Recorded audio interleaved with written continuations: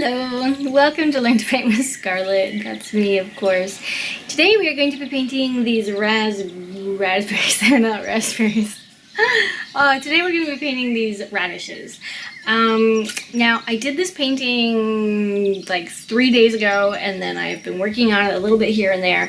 The thing is, I wanted to put a little intro in here and tell you guys that this is a two-parter. So I originally was going to do a radish for you in pencil with a yellow underpainting, and then I thought, you know what, I'm going to do it in pen, and I'm going to draw it out so you guys can see it in real time, and then I'll paint the one in pen because the camera will pick it up, and then I'll also paint the one in pencil. So this has gotten to be really, really long. This video is, let's see, an hour and 35 minutes without this intro added on top. So right now, what I've done is I've painted the first one completely and the second one just a little bit, and so I'm going to have to do an additional tutorial on the second part, and I think I will put that onto YouTube because this one of course is for Patreon. All my lovely Patreon people, you guys are so awesome. Total thumbs up, dudes. So yeah, I'll put it on YouTube as a whole new piece so that you guys can, you know, everybody can check that out, but it'll be another part. But this is already going to be really crazy long, so I hope you enjoy it. And let's dive in. I've already drawn it out. Of course, once I was done drawing, I thought I should probably not pre-draw it. I should draw it with you guys, but sorry, it's already done. I went through these colors and I took all of the reds and I made a little red chart. 2 times just straight and half as much with water, right? So this gives me an idea. Now I have this little chart. Now I'm going to make a few more of these in the future. And I'm planning on making an entire book based on my colors, but we will do that in a different tutorial, and yeah, we'll get there. So these are just reds. Now I haven't added any blues in here, and the moment I add blues, it's going to change. So by using this, I can put my my subject on top and actually go through and decide what best matches the color, which is sometimes nicer if you've pre-done it than if you're just taking your color and putting it here and then lining it up, because you have to do that over and over and over. This way I know the colors because I've pre-decided which ones I want to use. Then I take the colors from here and put them on my palette, and we don't need very many. I mean, it's a really small piece. So I'm going to move this over here like so, and see if I can get it as close to what you're seeing. So I may fast forward this, in which case you'll probably hear the birds outside, because I think that's a really neat thing to overlay the videos. The birds are just crazy here. So many. So this is this little one off on the side, and then down here I've got these little bits. And I'm just doing this like this so you guys can see how I would sketch it. Coming up here, the little thingamadoodle there, the little thingamadoodle there. Then it comes out here.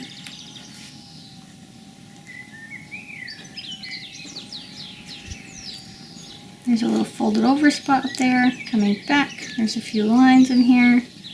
A line here, another line there.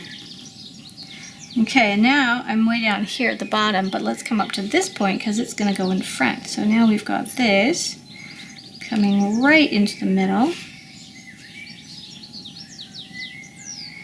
Okay, touching right there, and I can see underneath it from my view. And then it goes in front of that as well, wraps around, let's see, wraps around maybe like this. Oops, you know what, that's supposed to be the top, so let's bring that, we'll just fuddle that up. Okay, perfect. And then we'll come this way. Now this is the underside of the leaf, that's the top side. This leaf goes over here. Again, I can see the underside, which means there's a few veins down here, and the way back part over there. And then up here, I really wish you guys could see more of that.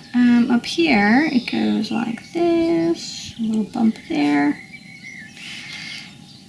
right, now under here, got a little bit of leaf in the back, and then we've got this leaf. So we have this side, this is that. So let's come down here and connect it.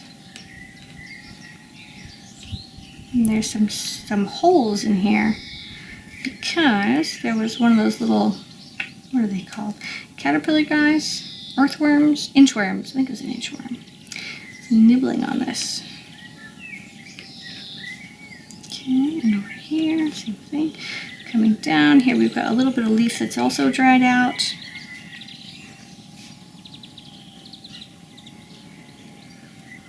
There's another one down there. All right. Now, that will be the top part. Then we're doing this little guy. We've got it going this way, up and over. That's the line of the stem, but it kind of disappears at the end there. Coming back down, there's a few little lines in here, like that. Oh, running out of ink. Okay, and way over here, coming down that way, and a little bit more here. And again, this is just gets a little thicker on that side.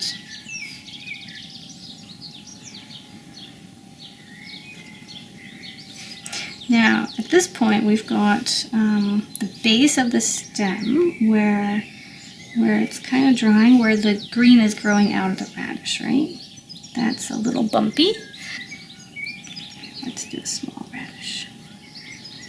Because it's your picture, there's no reason to not change it.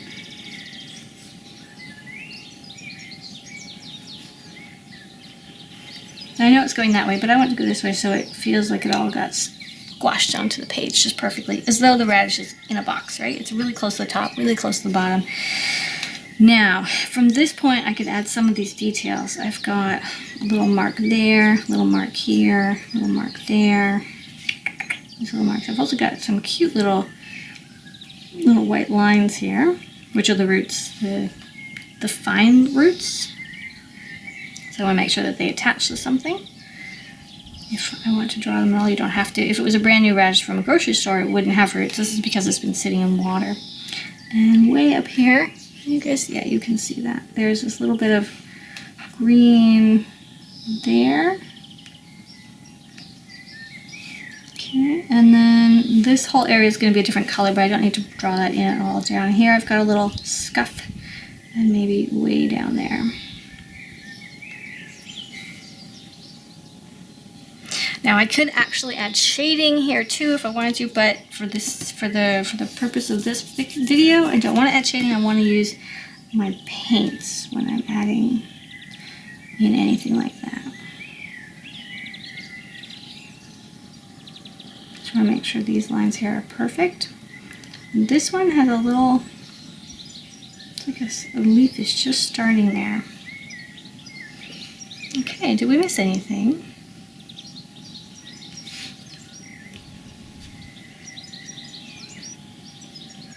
So next thing I need to do is dip this in some water and wash it off. And this is the same thing again, but in a pencil drawing. So, I mean, it obviously looks different, but it's the same. It's a different radish, same concept. You can see that this one is harder for the camera to pick up, which is really my problem. I want to make sure you guys can see what I'm doing. But I think I will paint both of these. So if you go to the timestamps below, I will have a timestamp which tells you when I start and finish this one and when I start and finish this one.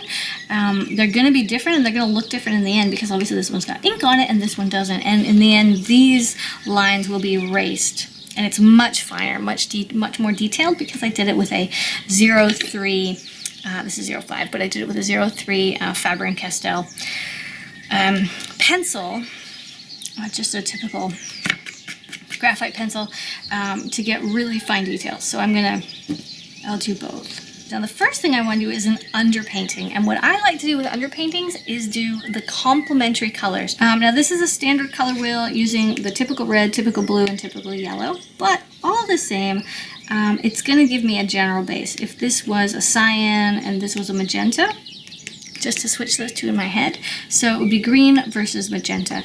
So that means that my underpainting, if I want to go with a complementary color, should be magenta for my green, right?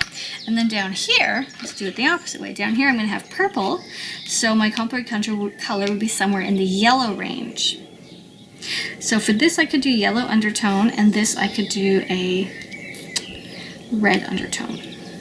I realize that to a lot of you that probably makes no sense at all, but it's just a really fun way to paint. It's also what the masters have been doing for centuries, and there's a reason why they do them like this. You know what, how about we do this? This one I will do the complementary color underneath, and on the second painting I will do something different, like just underpainting but not using the complementaries. So there's a difference. So first we said we need green, so we need the magenta. So magenta on my palette is, because this is the legend to my palette, magenta is here. Now don't forget when doing your waters, you want a dirty water and a clean water. If you want the brush to come to a point, just give it a little twist. I'm just going to give it a little underpainting here. Now if there's anything that's white that I want to leave white, I want to use the white of the paper, because as the rules go, and these rules have gone back quite a long time, traditionally botanical artists don't use white paint. They use the white of the paper. That also is more difficult. So I think even though it's a little limiting, it's so exciting to try to work without using white paint, because white paint is one of those things you can just slap it on the end and make anything look awesome. It really does make things look really nifty, especially with like a white marker or something just slapped on the end. But if you have to think about it beforehand, that's one of the awesome things about watercolors, that you have to decide where your highlights are going to be before you put your paint down.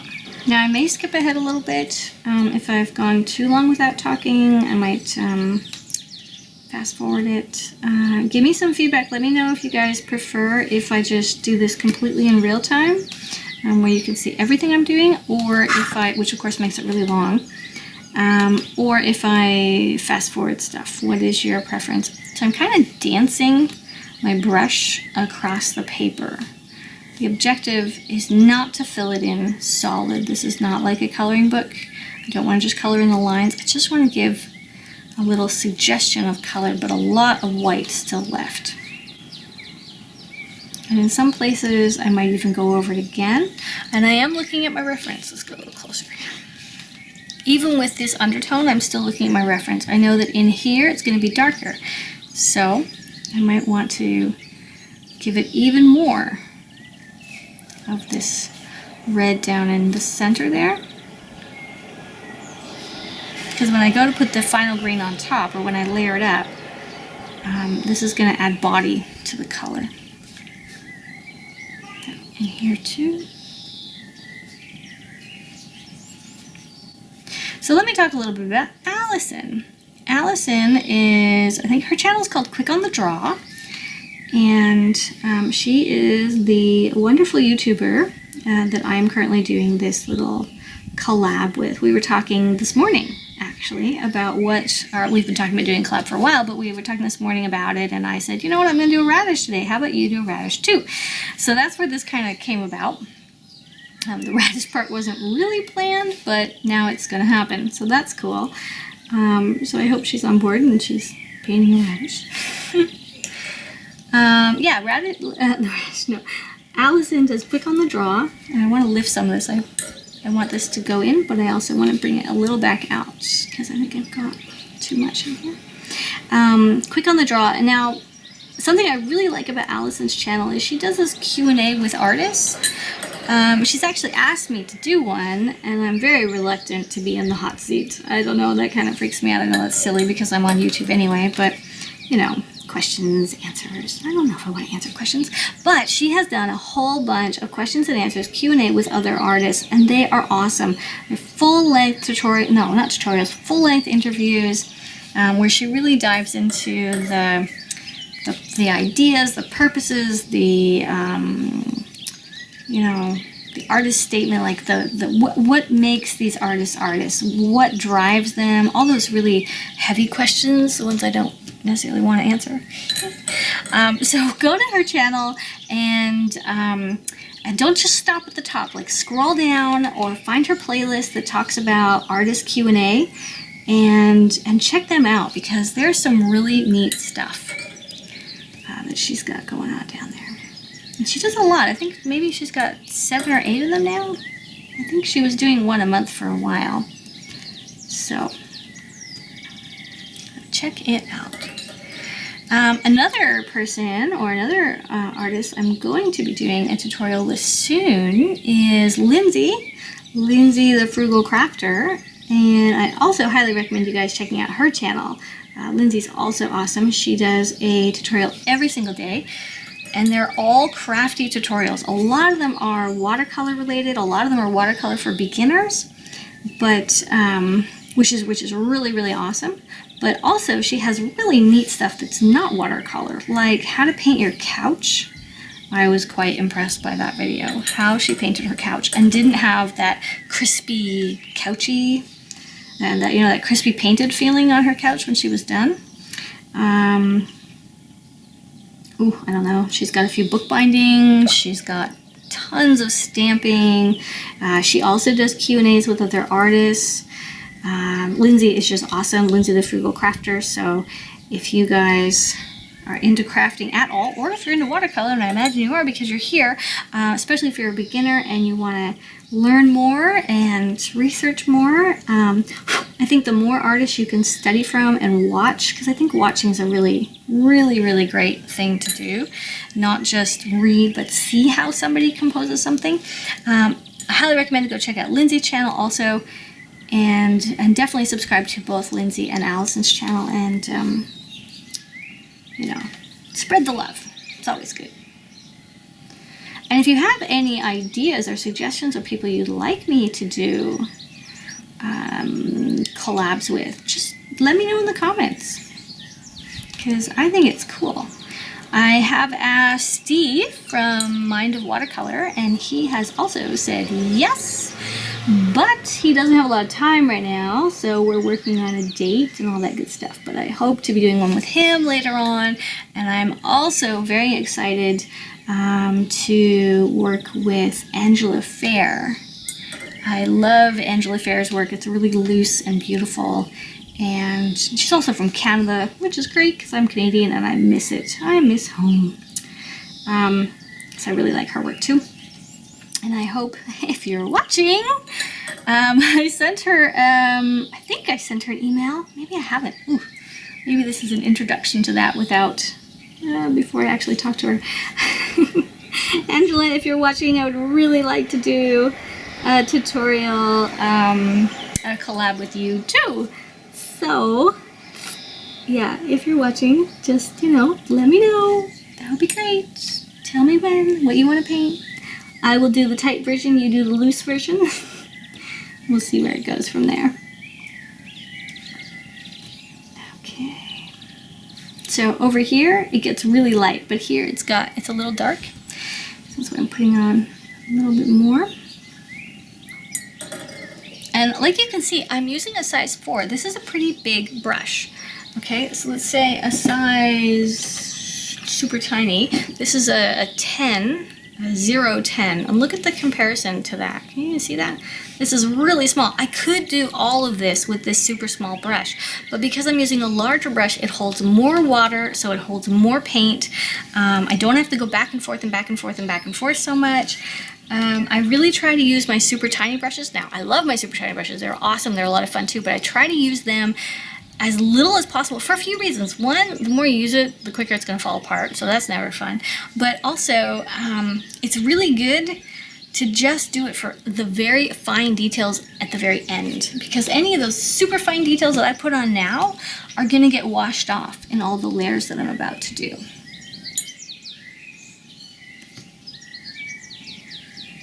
See, even here I put a little paint, stopped and talked to you, and now I want to move it off a little bit. So, oops, did I say I wanted to keep that light?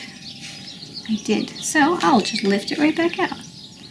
So what I'm doing is I've got my cloth here. I'm sure you guys have seen this before. I'm just lifting it off and then wiping it gently on my cloth and coming back, lifting it off, wiping it on my cloth.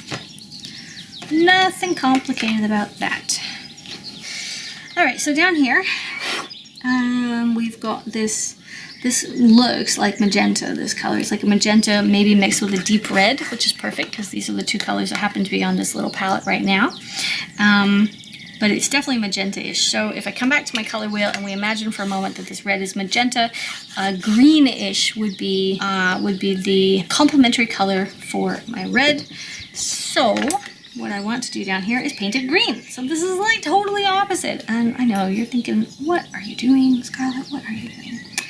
So again, let's see, magenta is like this color. So let's go with something like this in the opposites, I think. I really need to make a proper color wheel that has the true colors on it so I can show you guys. But I think I'm going to go with this permanent green. Oh, actually, do I want to do that?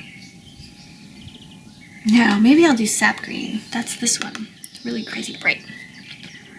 And looking here, I know it's darker on this side, so we're going to start over here. Now I want to keep this soft. I don't want any lines, and that means that I need to keep bringing in clean water in order for my lines to be super, super soft. But because I know that is darker, I'm going to lay this piece down first, or this section with a little more undertone. Anywhere else? Up here too, and maybe over here just a bit. I'm a huge fan of letting your layers dry, but when I am using such a teeny tiny amount of paint, I don't need to worry so much because it dries really, really quickly because my subject is so small. So I could, if I was doing a big piece, I'd say, all right, let's leave this, put this to the side, let's work on something else. You know, this is completely dry by now, but let's just put this to the side for a minute. But I don't really have to do that because it dries really quickly. Also, I really like working when it's all wet. Sometimes. Alright, so way down here we've got a little bit of green here. This part will be in shadow. Some parts are getting really dry, other parts are just in that delicate stage where if I put in color I might mess it up.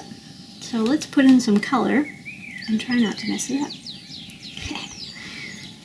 Okay. The key to not messing up is blend. So I'm just putting in a little bit, but I'm blending it in with the color underneath, and I haven't added any water, or not any major amount of water, to my brush. So I'm not introducing a flood of water, and the flood, of course, would push the paint out of the way and make a bloom. And if you watch my stuff, you'll probably know that I can't stand blooms, which are like big, ugly, cauliflower-y kind of flower things. I have a video on that. It's called Washes, somewhere in the 101 tutorial. You can totally find it. It's all about how to make blooms, how to not make blooms, because if you know how to make them, it's a little easier to avoid making them. Hey, and if you're new to my channel, like I was saying, check out my watercolor playlist, the 101 playlist, because that is entirely for beginners. It's complicated, it's really detailed, there's a lot of information in there, but I explain it in such a way that I believe is very understandable.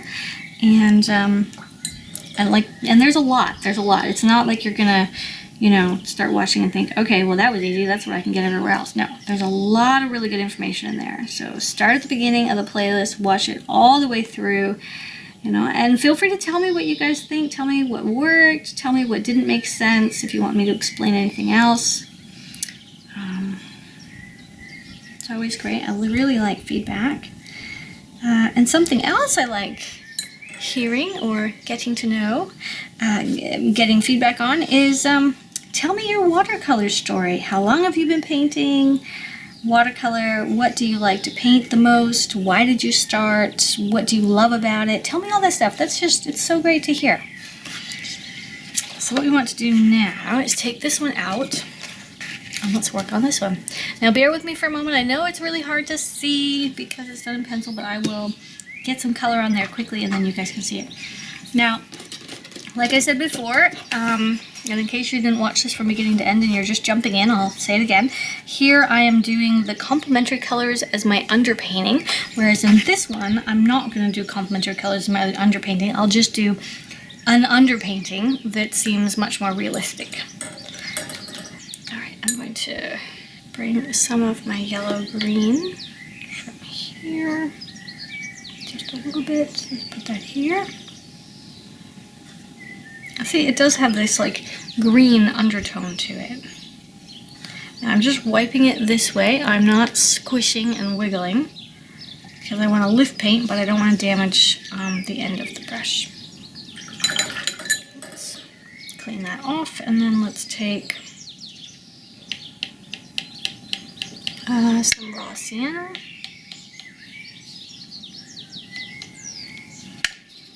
This is one of the problems with using these tiny pans, is that they are small to get your brush in there. It's okay when you're using small brushes, but if you try using larger brushes, it can become quite a problem.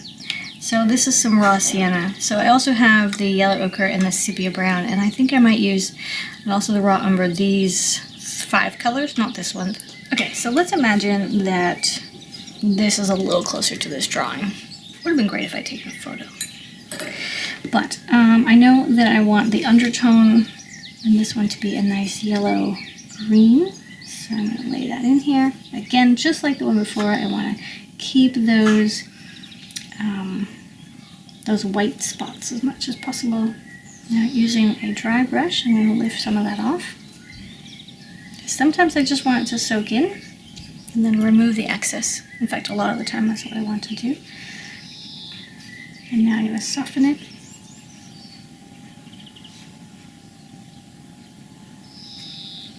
Now, have I told you about the brushes yet? I'm using DaVinci Maestro. It is a sable hair brush, and it is a size 4.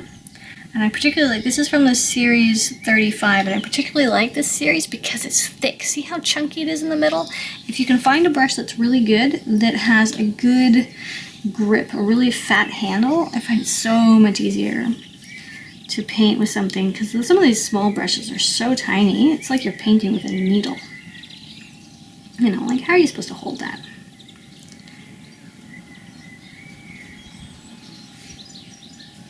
Okay. Now again, I'm going to come in here with a thirsty brush, which means that I've just dried the brush off. I'm going to lift out some of this extra water. That'll help it dry faster, and it'll ensure that I won't have any blooms or runbacks or anything like that.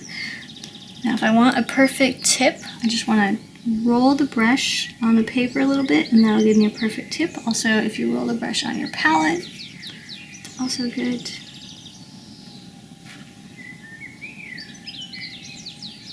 And when you're working on your drawing, initially, I think it's important that your drawing is as detailed as you need it.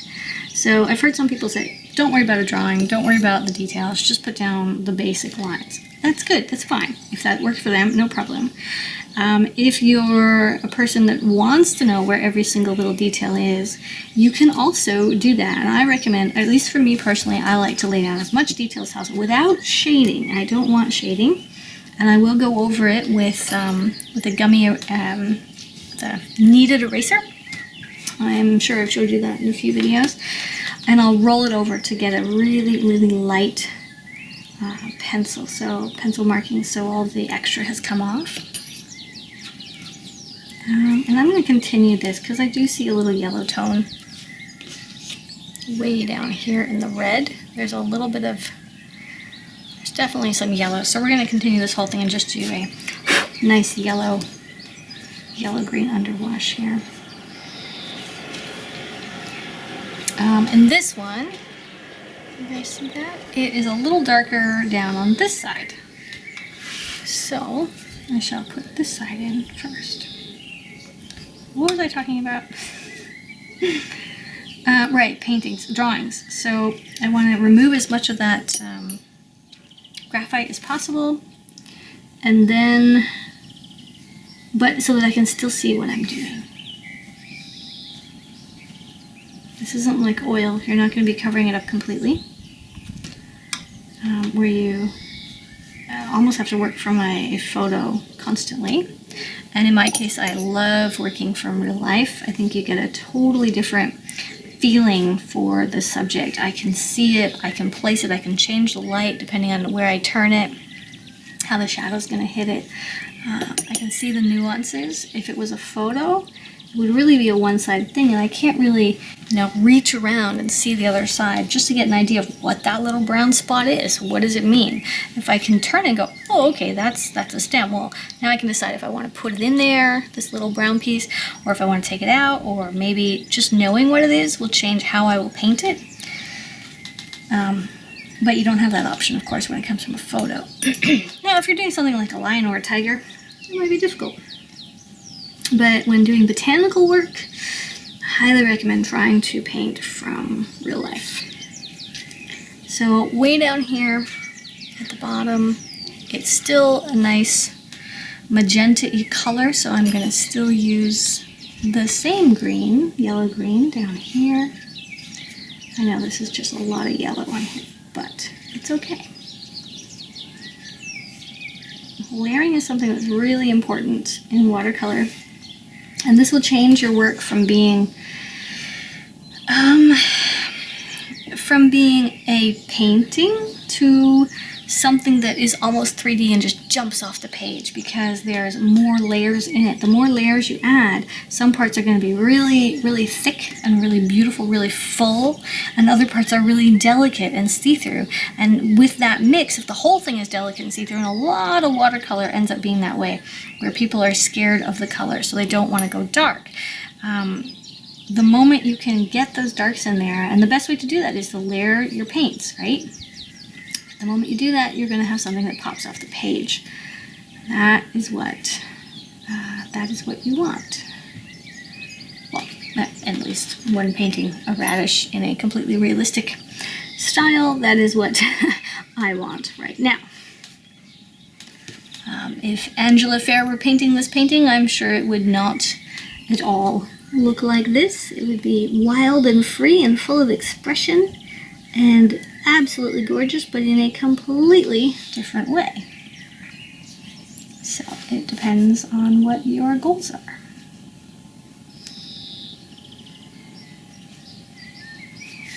I'm working up here. I'm just adding a little bit more, specifically to this little stem in the middle. I think I'm going to come up. Now, that line is now a little too thick. There we go. So I'm on my second layer now. And again, just adding in more and more. But I'm adding onto the darker bits. Or in this case, where I would believe the darker bits to be, because this is not exactly correct. Obviously, it's not my true subject.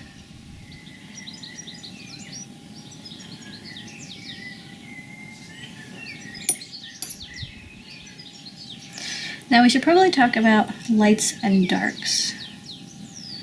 Your lights and darks in your painting are really, really, really important. The lights are going to look lighter if they are near darks, and the darks are going to look darker if they are near lights. So that is one of those lovely tricks. Way down at the bottom, let's put a little more down here.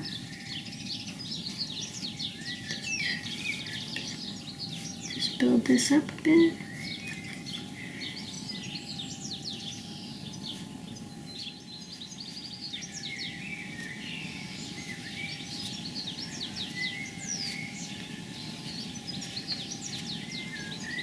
Okay, so let's go back to our first radish. Dum dum dum.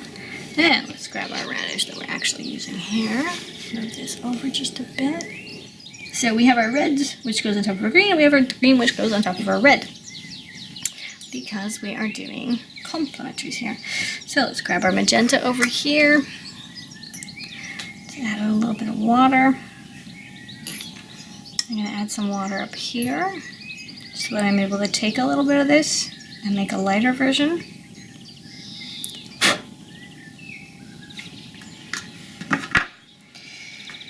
Then I want to come in here. Now I want to keep those whites where they are. Again, don't cover your whites, your highlights, if you want to keep them as such. And I'm going to start by putting the paint into the darker areas here. Let's zoom in again.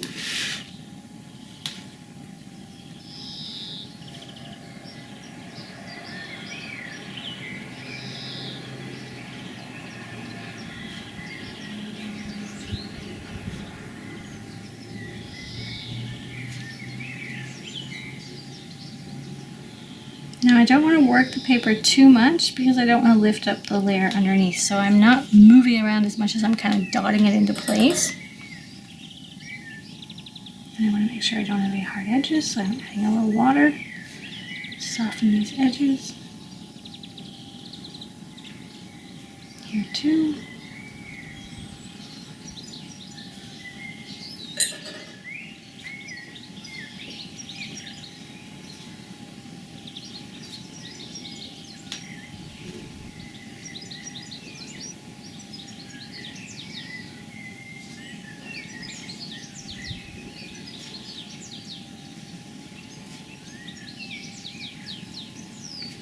Now in this particular case, I don't actually want any totally white areas. I would like white highlights, but not, there's no water on this. There's no, there's no real white spots except down here. So I'm putting the color on and I'm lifting it off, because that way I will get a little bit of highlights that are slightly tinted. Okay, now let's come back with another bit of paint, and I think I'm going to use some deep red just to change it up a little bit. You could also use an alizarin crimson. Alizarin. That word always gets me. Alizarin. Alizarin. Yeah, that's right, isn't it? Alizarin crimson. That's also a very red. And the traditional primary colors, I believe, an alizarin. Oh man, I need to read it somewhere. I believe that particular color I'm trying to say is one of the colors that is most close to a traditional red, almost a blood red.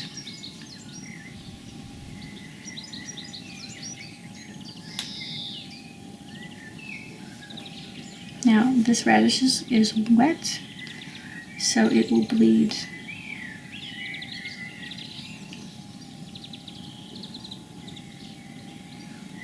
Make sure that line's perfect. It will bleed, so I don't have to worry about moving around too much, as much as I just want to drop it in place.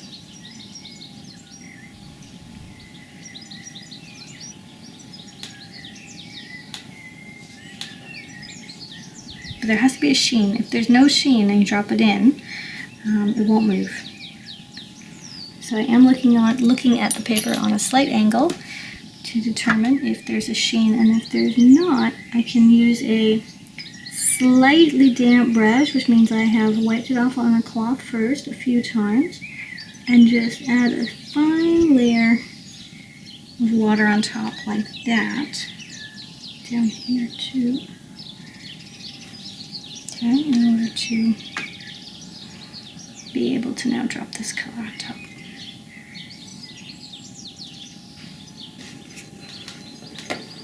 Okay, so I want to give this a second to dry. The sheen is gone, and it's still a little cold to the touch on the back of my hand, so I'm going to let that dry a smidge. Let's move up to the rest of it, and that's looking pretty good. I even like the little greenness in the middle. It'll probably all be gone by the time we're done, but it looks really good. So up here, now I think up here we would use, similar to this color, the sap green down there. Just looks perfect. And let's just add that in. I'm doing it really, really softly.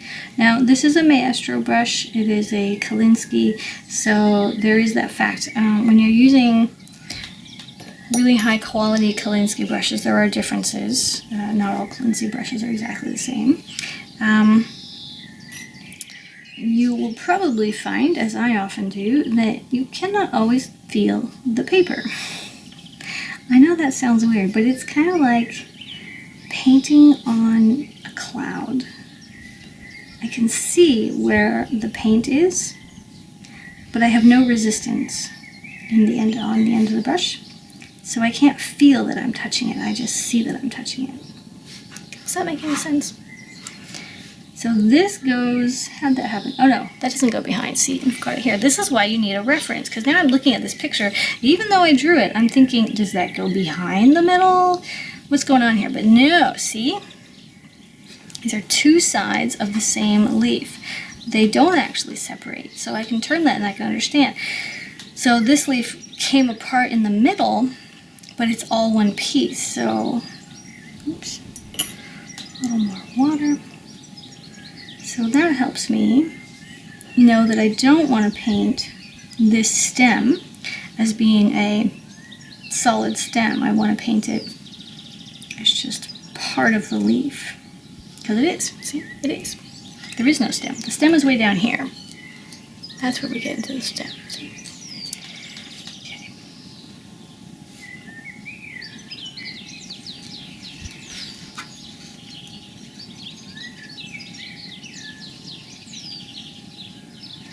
I'm just lightly adding on the color. This is 2 undercoat washes, and then this wash, which will be my first true color, and this is an undercoat as well. There'll be a lot more layers going on top, but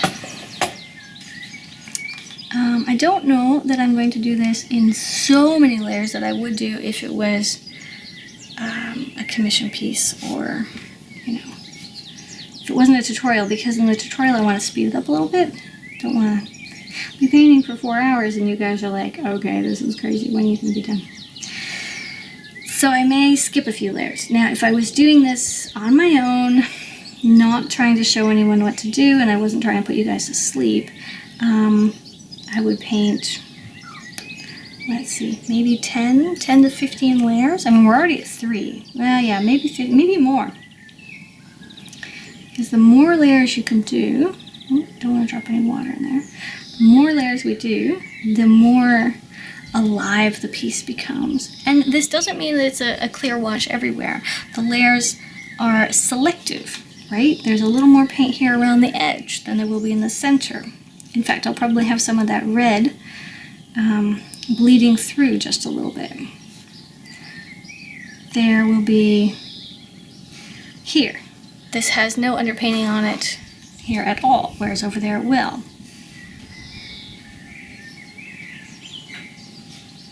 The same thing as before, I'm just dancing my brush over the surface. It's not a clean swoop, it's kind of a hoppity-jumpity, maybe it's like it's doing the waltz, up and down, back and forth, do, do, do, do, do, do, do. Lots of this. But no full swoops, because that will give me more of a solid color. And as we can see over here, there's nothing solid about this color. There's so many different colors and tones and bits and pieces in here. There's lines, there's shadow, there's highlights, so I want to be able to capture some of them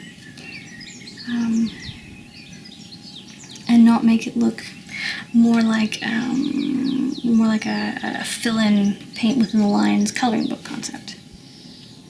Nothing wrong with that, mind you, and that particular style is a really good one doing illustrations. In fact, I've got an example here somewhere.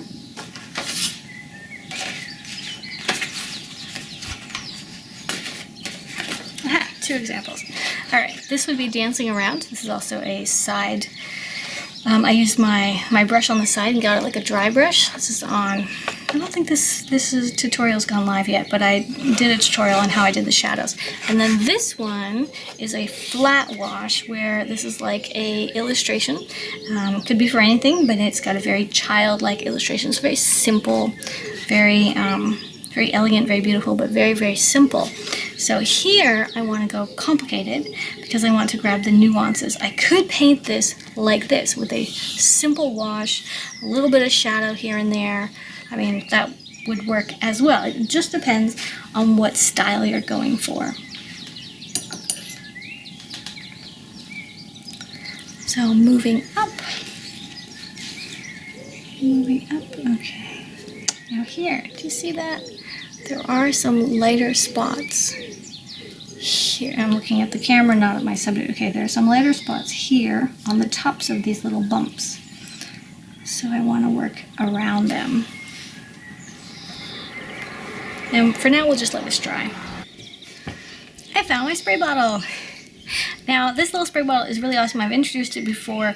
I highly recommend it. It's really easy to just spray the paints down and to keep them nice and moist. It's easier to work with them when they're moist because they're not going to damage your brushes. If you've got a brush and you're jabbing it into dry paint, there's a good chance you're going to mess with, if not break off the tip of the brush. Okay, so where do we leave off? Oh, I wanted to say I found my... what is this called? My kneaded eraser. This is a kneaded eraser. This particular one is from this company, Bosner. Bosner is one of the biggest, well, no, it is definitely the biggest art supply store, wholesale art supply store to professional artists in Europe. And it's an awesome store. I love it, love it, love it, love it. I know I've talked about it before. It's really great. Let's see if I can get the plastic off. I want to show you this because when doing botanical artwork, it's really helpful to have one of these. They don't always come, obviously, with this name on the front. This is just the company here. Keep my desk from getting all gooey. So what you want to do is you take the eraser and you knead it. You literally squish it. You can squish it, you can pull it, you can rip it apart, you can twist it, and by the time I'm done, you won't see that label anymore.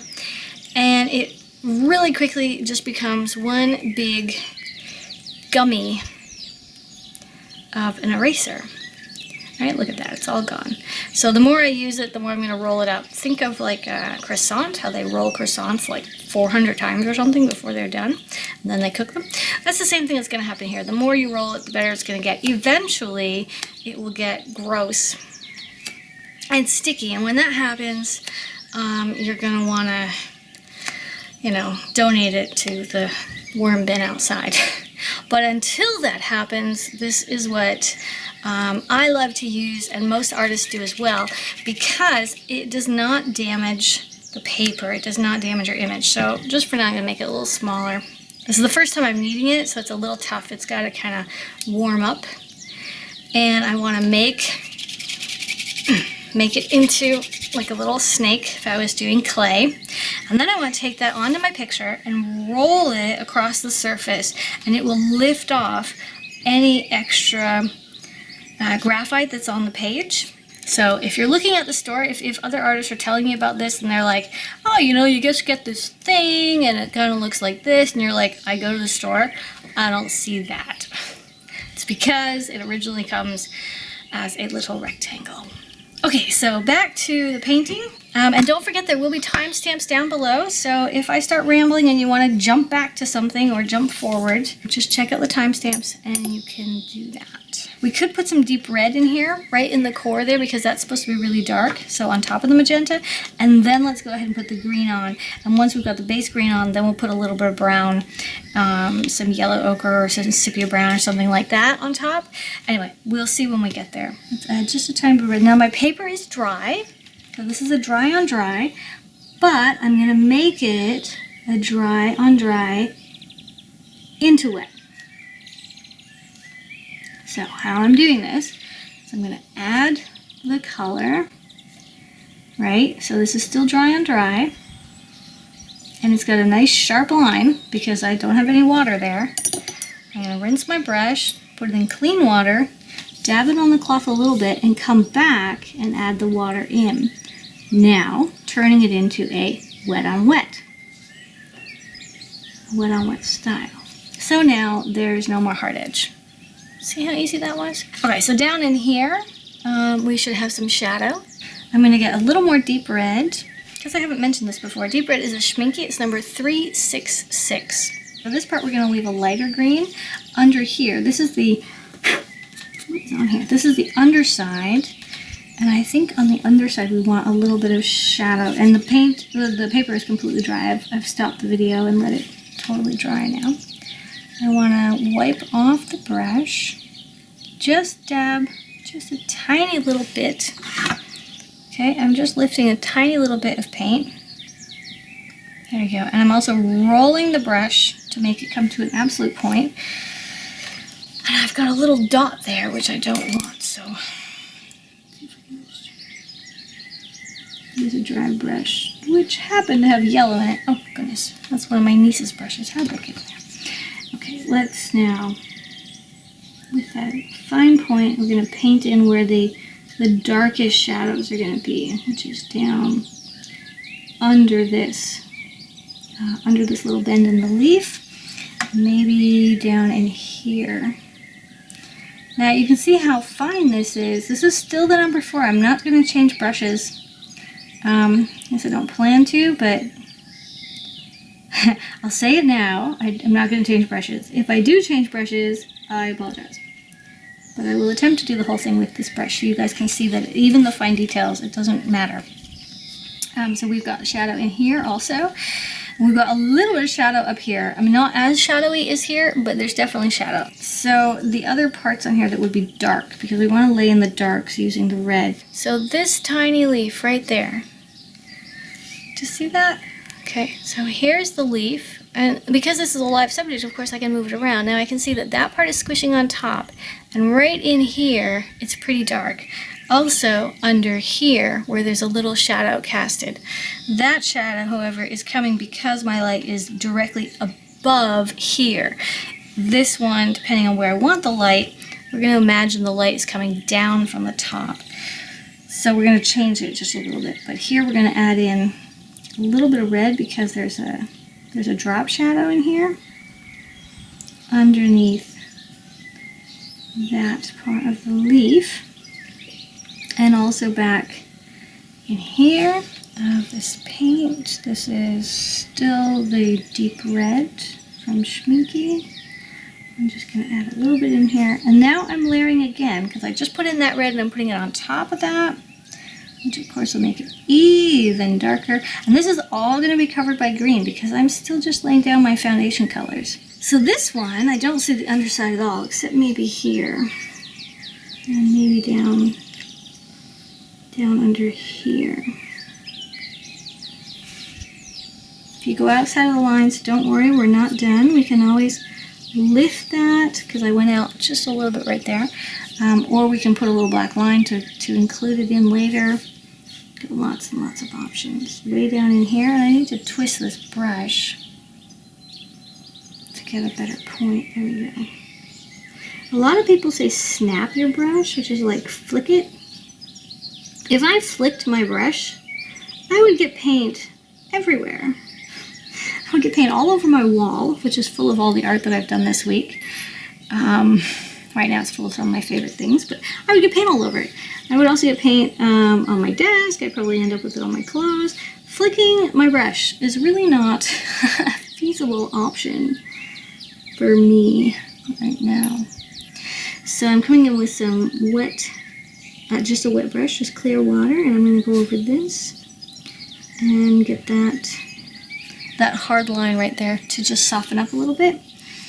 And this one as well, I want to soften that so it blends just a tiny bit better. Not too much, okay? Other thing is I think I will try to lift that. I just want to wet just that tiny spot right there. That's all. Add a little water and then massage the water around. And this will already do something. This is already going to be lifting the surface paint off. It would really help if I had some paper towel but I think at this point I have no paper towel left in the entire studio. Something I have to remedy. Okay, let's do it again. I could use toilet paper. I don't know why I haven't thought of that yet. Anyway, a rag is fine. And again. Now, this paper's gotten a little wet, so I'm now going to use my scrubber. I'm going to do it on the angle and come down here and just gently scrub right on top of the little spot.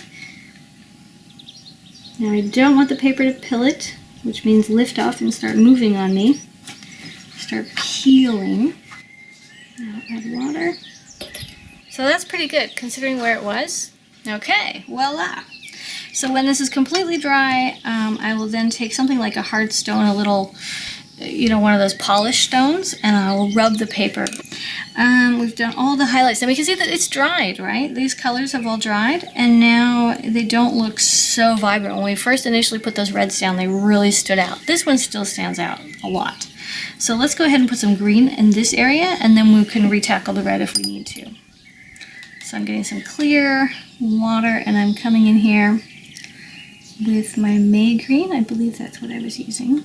So I'm just dancing around, making little lines. We'll imagine this to be like hip-hop dance, like there's a lot of movement going on. Okay, we're not doing, or maybe swing. Ooh. Does anybody swing anymore? So you could also say I'm like bouncing around. Okay. What was this? What is that about? Is that a... I think that was a mistake. Oh no, maybe not. Was there a curve somewhere? Yeah, okay, there's a little dip. We'll just consider that the dip. So let's put this back in the picture, you guys can see it. So it's gonna go like that, I think is how we're painting it. Okay, get back down here. In this case, perhaps I want to leave some of these whites. And I probably want to kind of put in organic shapes, but not just straight blobs. Okay, because I want a little bit of texture on this leaf. More covered and solid in the center, more loose on the outside. You can do the same thing under here. Continuously looking back, make sure that where you're filling it in is exactly where you want to be filling it in, because if you just think, oh, I'll just make this all green, but in fact that was supposed to be red or yellow or who knows what, that's not good. So always look back. And I do want to kind of go a little bit in the direction of the texture of the paper. Of the leaf. Okay, a little more May green. Again, let's add a little more May green here to the core, to the inner side of this little leaf. And it will spread out, but that's okay. We want it to do that. I want it to naturally spread amongst those little spots. And I also want it to bleed, but I want it to stay more on this side, which is good. Here on the underside, there's a little bit here and going down. That's kind of where it's the darkest. We really should have put a little bit of red in there. But we can still do that. Okay. Now before I'm done, I'm going to clean my brush and get some clear water, rub it off on the towel, and come back and re-lift this out, because I only want that initial soaking in. I don't want all that color.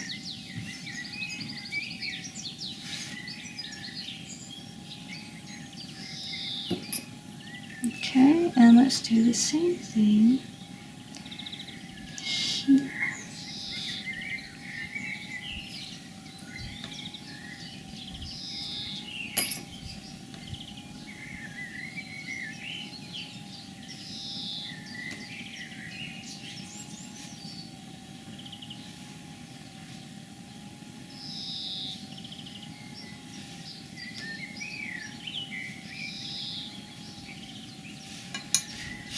Okay, that looks pretty good.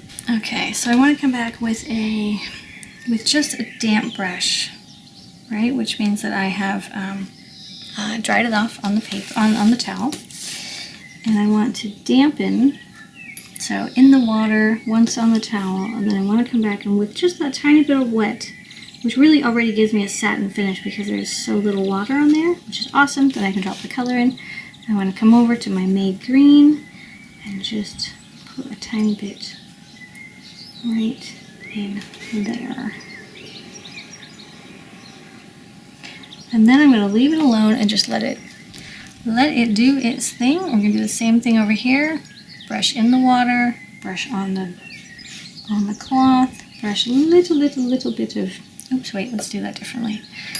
Let's kind of bring the wet, we'll do a wet and wet. Let's first wet the paper,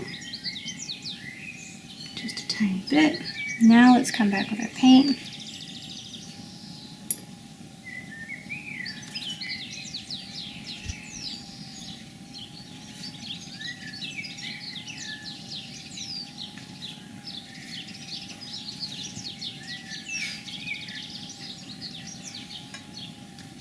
I don't want that much here. You see that? That was too much. I'm going to lift it off. Okay, so we have these teeny tiny little veins in here now, which are way in the, I mean, these are so micro tiny. Now, I said that I would use this number 4 DaVinci Maestro brush, which I absolutely love, to do the entire piece. And it's a small piece, and this is a pretty big brush for such a small piece. I'm kind of regretting that I said that because I could come in here, at least in the final details, and I could actually blot out and have a really nifty way, or I could show you a nifty way, of getting those veins into those spaces. This brush, I'm going to attempt to do it with this brush. Like I said, it's a number 4, but I'm going to attempt it. It's looking pretty cool, isn't it? You put a little bit of green up there, and a little bit of green here, and then I like it. This is really coming along. All right, well, first we'll work on this, then we'll work on that.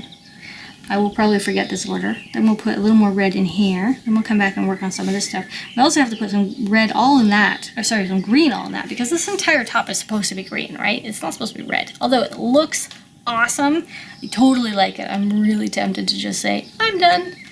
But I can't do that, because I'm not. No.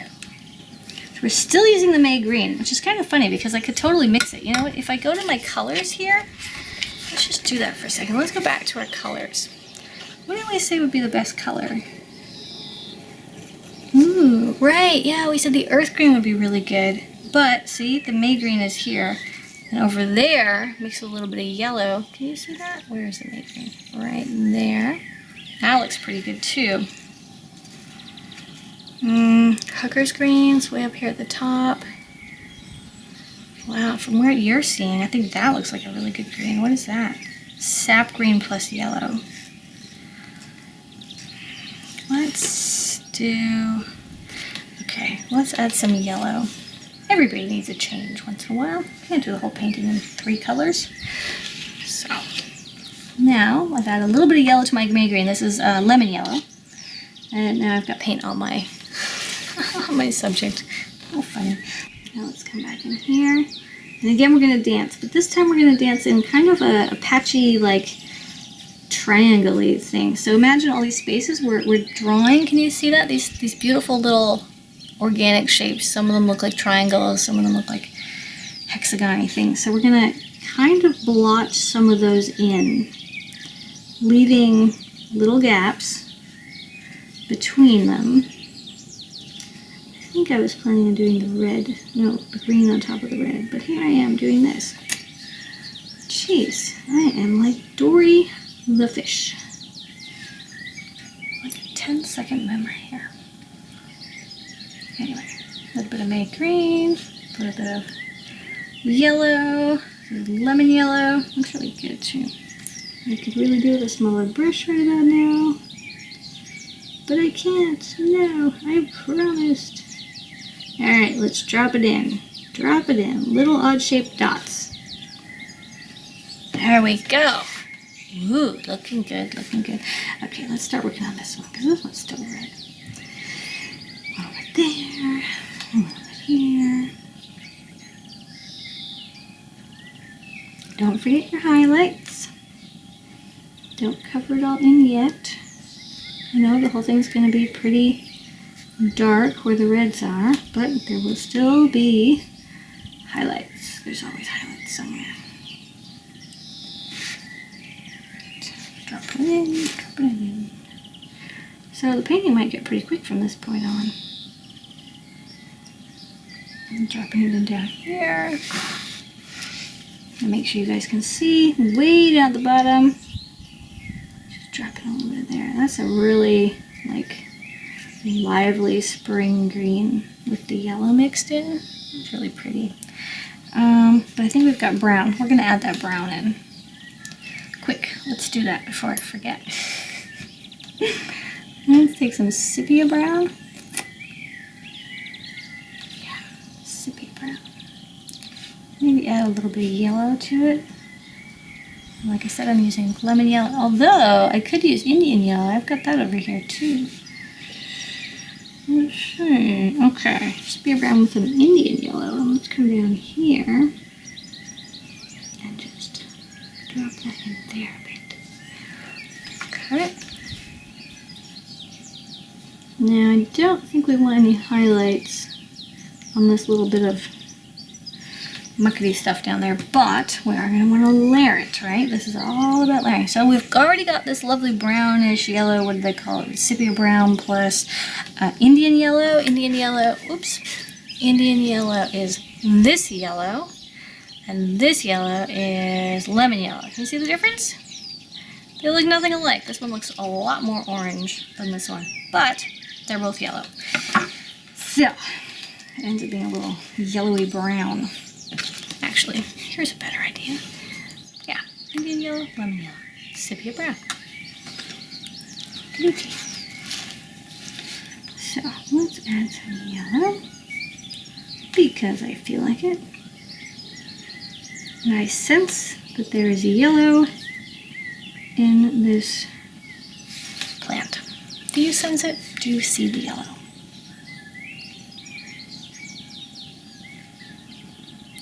It is really late. It's gonna be like 2 in the morning.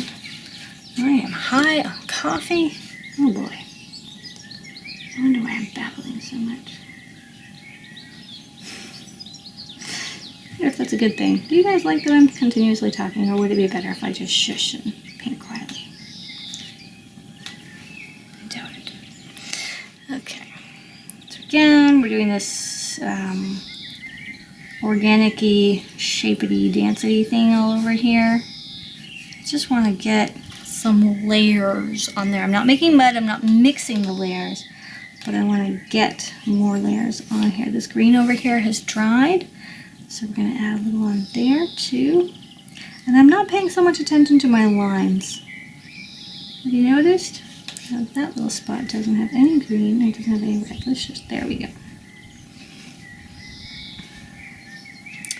Yeah, I'm not paying any attention really to the lines. I'm kind of painting all over it. But that is going to add to the character of this piece. So when I do the pencil radish, man, this is going to be a long tutorial.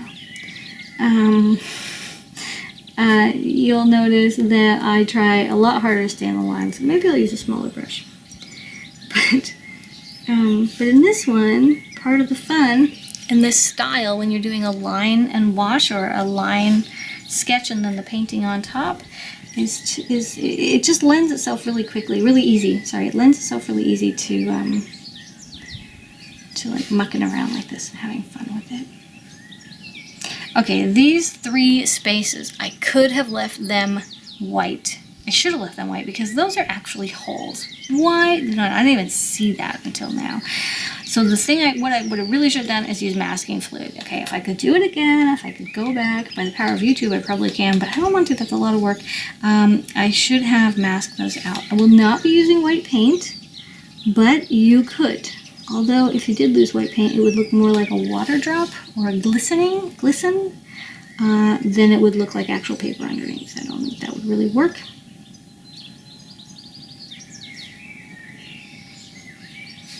But that would be an option. Okay. Ooh, looking good. Let's put some color up here. And I think we're still using the May green with the yellow. What is this? This is lemon yellow. I'm curious to see what it looks like if I add some Indian yellow in there. But see how beautiful that color becomes? It comes like a solid, really rich, solid color without adding too many layers on top. Now here, okay, so again, we're going to do these organic-y, splotchy spots up here, which will represent these bumps and stuff. And this is one of these things that are really beautiful in watercolor, because the more of this you do, the more it kind of adds up and it just looks beautiful. Very watercolor thing to do. I'm going to add a little bit of water so they do blend a bit, because it's not my final layer. There's no point in getting too caught up in the detail yet.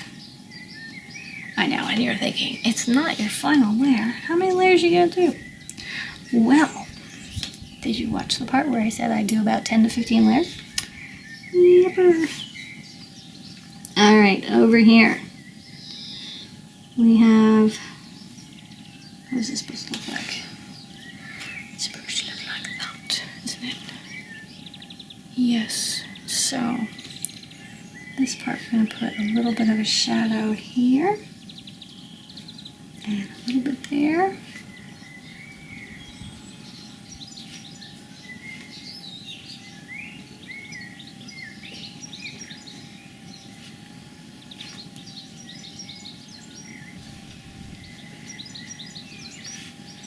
Okay, and since I know the shadow's down here, and I put that on first, now when it dries, I'm going to go back in, or maybe before it dries, who knows.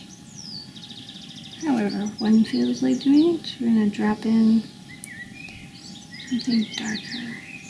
Okay, so we checked our color palette or our color swatch here, and while I think this is looking really awesome, I do want to introduce at least one more color. So what I need to do is spray this, maybe off to the side so I don't get spray on my painting. And I'm going to spray the whole thing, even though I'm only planning on using the green, because it's good to spray your watercolors regularly. Okay, I spray them every day because I paint every day. But if you don't paint every day, it's good to go in and go into your studio, into your art room, and spray your watercolors regularly to keep them soft. It is okay if they completely dry, but it is nice, it is preferred if they are kept in a slightly moist state.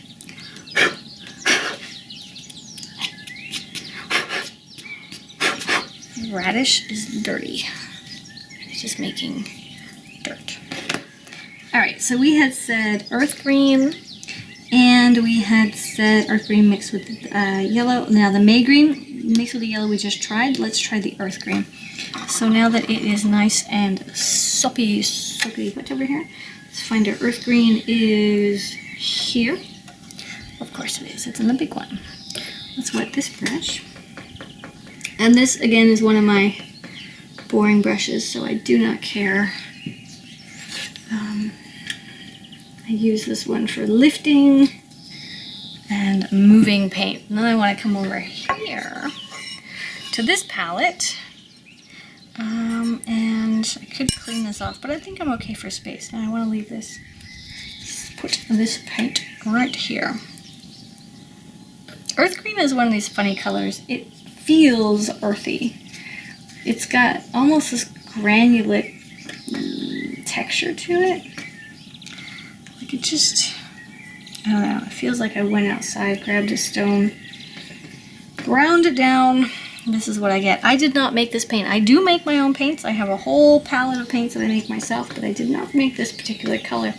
It also has a real gum Arabic-y feel to it. It's possible that when I poured it out, it had already separated. Maybe that's the problem. I don't know. It's a little weird. Funny enough, if you look at it, this color doesn't really look like this color.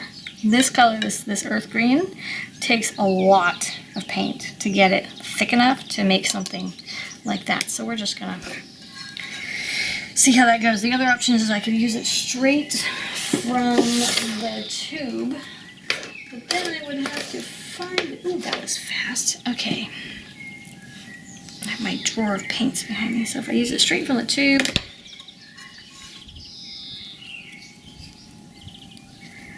and then I just stick a little dot right there. Looks like I should fill that one up too. I won't do that now. Put the lid back on. When you take your paints out of your little tubes and you take the lids off, if you have time, clean them off. I clean them off often. I obviously didn't the last time I did this. I don't have any paper towel on my desk, so I won't be doing it right now. Also, I'm in the middle of a tutorial, so I won't be doing it right now. But normally, I would take a second and just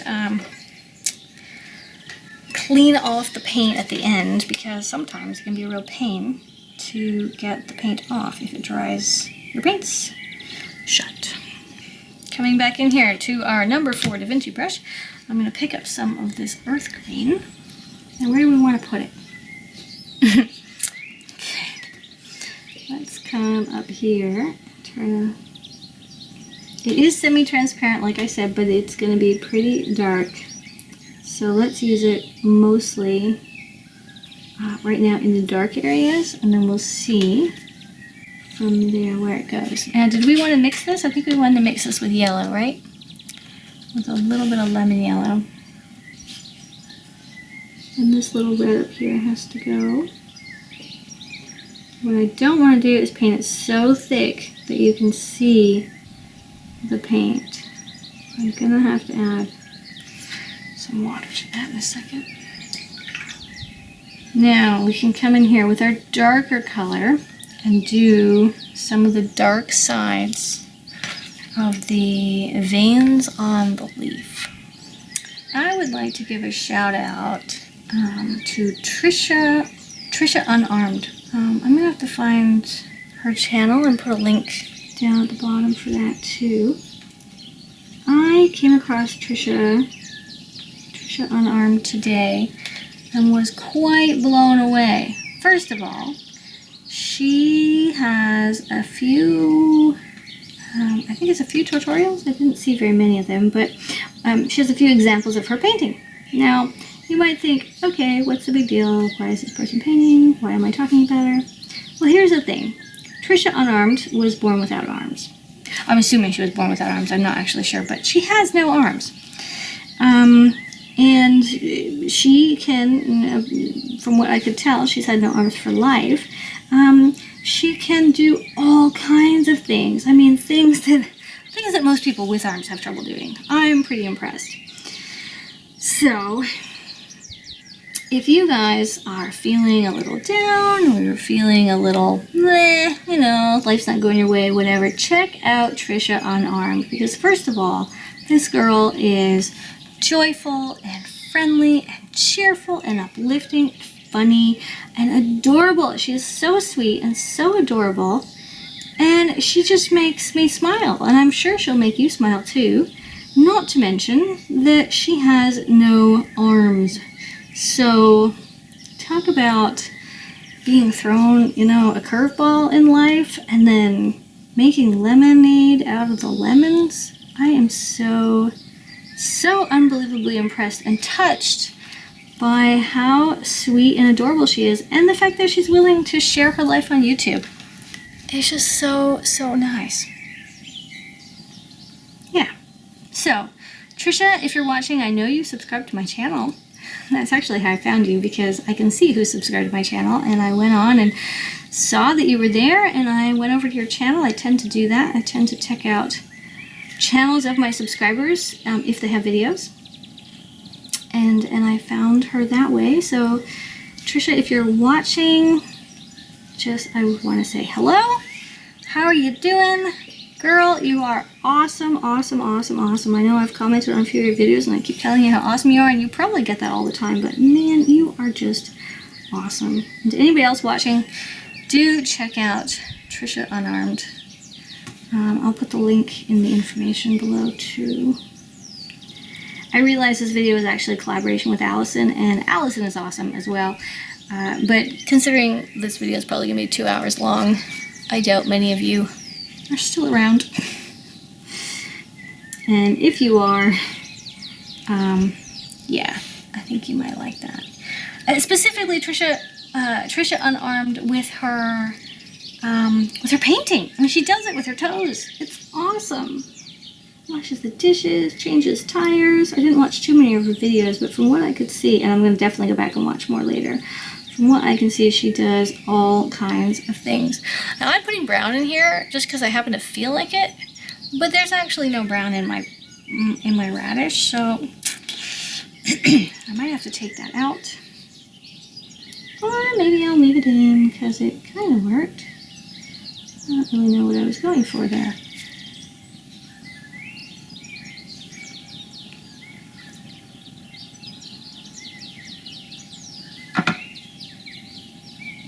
Going for a real loose watercolor look. Is anybody counting the layers? That would be really interesting. If you are, tell me below how many layers I'm putting on. Because that is just, that would be really cool to know.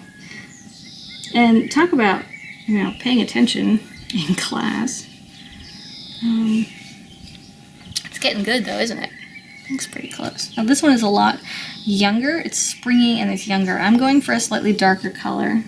Not everywhere, but definitely a darker color. And I think that I may have to finish the second radish in a different tutorial because this one is going to be so long.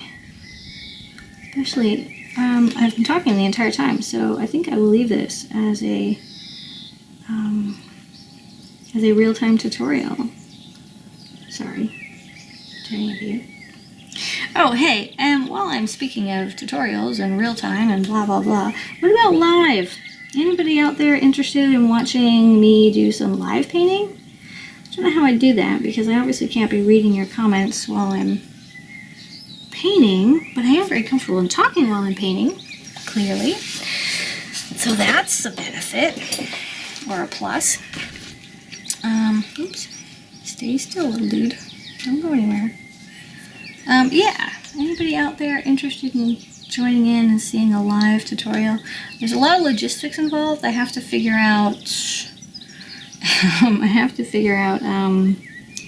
if my internet is good enough. That's probably the biggest one. Everything else is okay. I can totally hook my camera up to my computer and, you know, all that good stuff. But I have to figure out if my internet's good enough, and I don't know. It takes forever to upload. I don't know how live streaming will do. But I do FaceTime, and that's perfect, so I haven't thought about that. Maybe it would work. Alright, we're just dancing this color on. That's what we're doing. More dancing, more color. We know that this little line here in the middle, this is a vein. So I'm going to dance on one side going one way, and on the other side going the other way.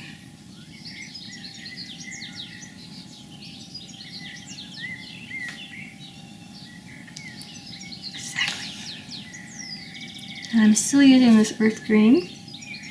I'm using it pretty thick.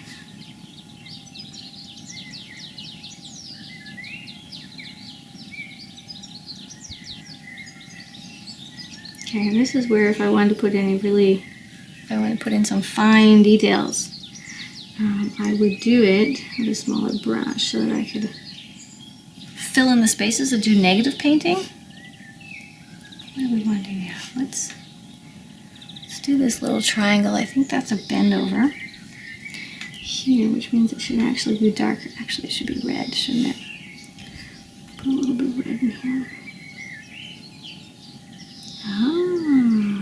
Oh, see? See how that changes that? That's awesome. Clean that brush. Just lift some of that.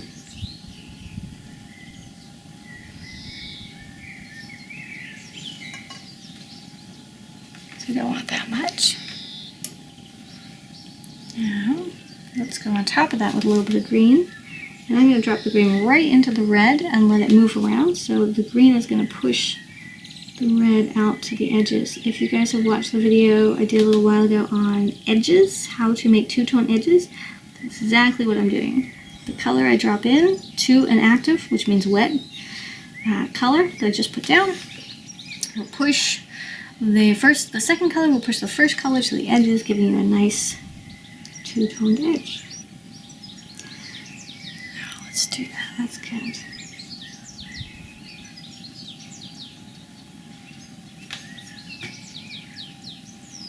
And again, I want to come back over here and do a few more dancy splotty splots here. I'm doing a lot of washes. It's a pretty small piece. I'm also not doing any lines at all. I tend to do a lot of lines. That's interesting. This piece just does not lend itself to lines. But I do want to drop in some more red because I want more shadow there.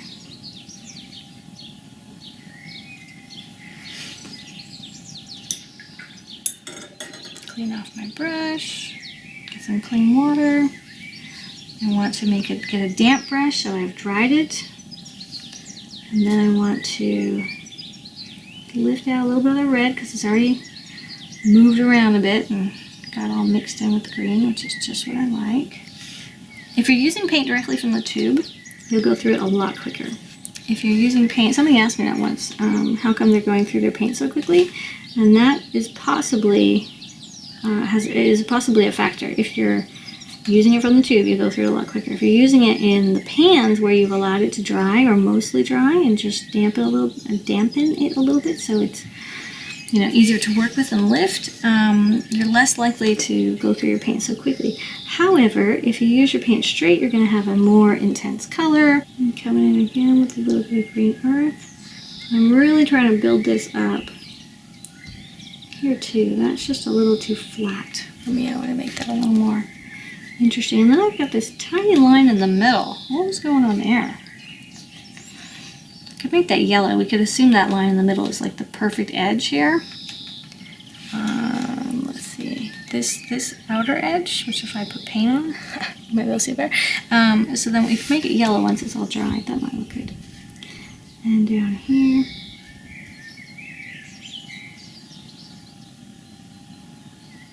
I'm going to go in the direction that the leaf goes, because those tiny, tiny little marks that I'm making, they will make a difference to giving form to the piece.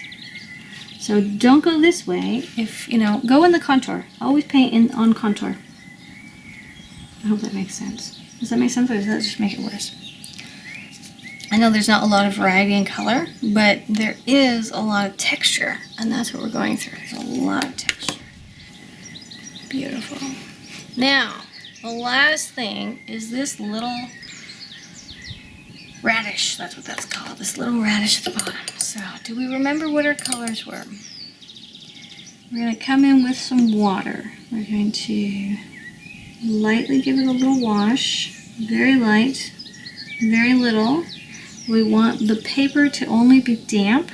Now let's come back with some deep red. And this is actually going to be more purple than anything, but let's just drop in.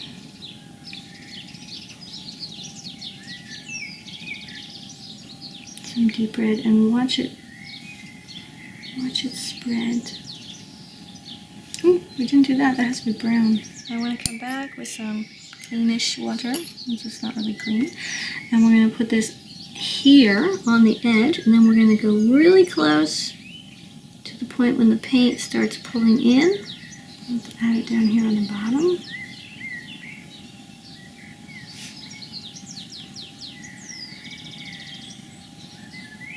And now I'm standing the brush on its end in order to get a super fine point, in order to really just use as little of the brush as possible. There we go.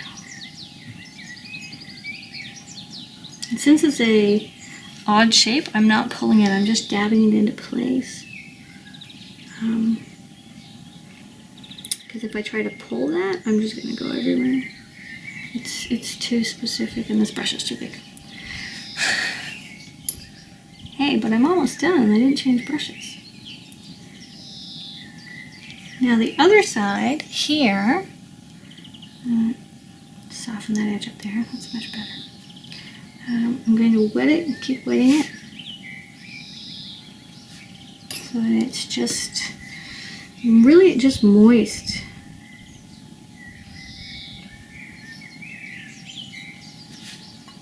Okay, I dried my brush. I'm going to go over it again and just now lift out any of that extra water. So I have a slight sheen, as people like to say. And I'm going to now go in with the magenta. And then we'll see what happens. Because the radish is actually like purple pink. Let's go with the magenta.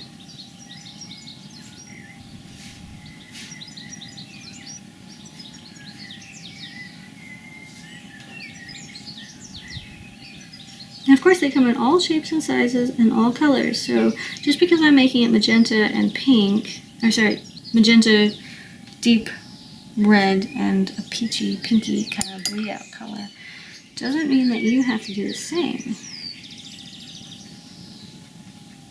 Just gonna pull that color over a little bit, and then I'm gonna lift here.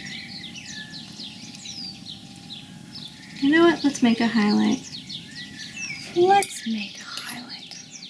In the strangest place one could have a highlight. Maybe it's like a bouncy reflection. No, you know what? Maybe it's not. Maybe it's where the radish is actually white. We're just gonna pretend. So the way we would do that is we come in here with a little bit of red.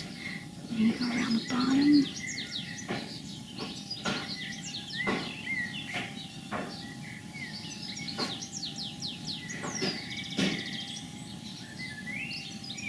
Like that. And then I want to come back with the brush and just pull it out.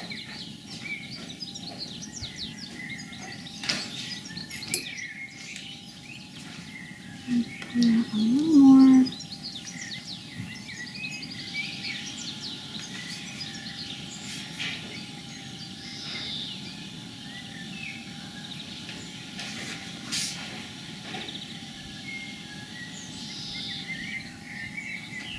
Okay, what do you think? It's pretty pink. It looks very pink. It doesn't look pink here. Why does it look pink up there? Let's make it look redder. I don't like the pink factor.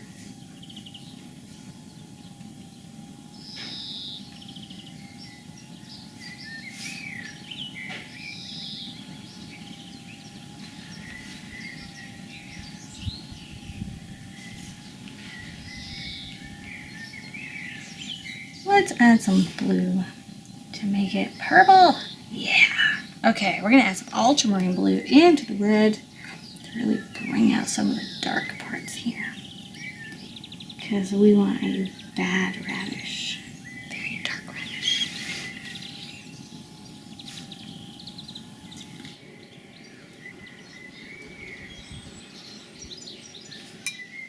Ooh, that's better. Yeah. Should we add it? No. No. No, don't think so. Okay. I am, however, I really want to let that dry. But I also really want to add more right now. How do you resist the urge? Don't know. Oh, what I don't want is a line. So I'm going to clean my brush and wipe it off a few times so it is only moist. I'm going to come back in here. Well, no, it needs to be more than moist. It needs to be damp. I'm going to come back in here and just soften these edges because I don't want a hard line dividing this deep purpley color. Alright, and the last thing is this browny grayish thing right there, which is pretty yellow and green. So what do you think? Raw umber. Let's use some raw umber. We haven't really used that yet. I'm just dabbing it in. I don't want it to be completely covered. I'll leave a little color. It does go up just a bit here, just a bit there. You know, let's make it go up just a bit more. So so the two pieces feel like they are connected. And this inner piece here is super new. This is a really young little piece, little leaf growing out. So that would be beautifully green.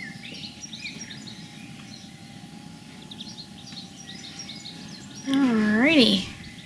Now, since we added this color, is there anything else? We should add more of it. I'm going to add it way up here on this little red spot. I'm not thrilled with that shadow, but that looks much better. And I'm going to add it right in here. And over here.